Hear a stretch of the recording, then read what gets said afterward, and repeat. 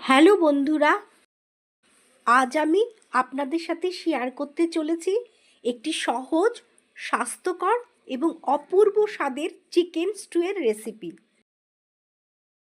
স্বাস্থ্যের কথা ভেবে আমি এতে ক্রিম এবং বাটার ব্যবহার করিনি, কিন্তু তা সত্ত্বেও এর স্বাদ অতুলনীয়। এটি লো ক্যালোরি এবং হজমে সহায়তা করে, যা ডায়াবেটিস এবং অন্যান্য স্বাস্থ্যের জন্য খুবই ভালো।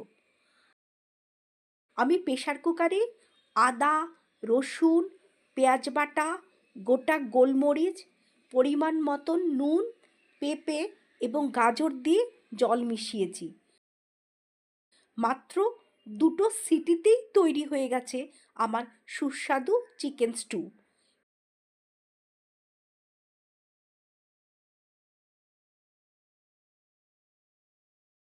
প্লিজ লাইক, শেয়ার এবং সাবস্ক্রাইব করতে ভুলবেন না।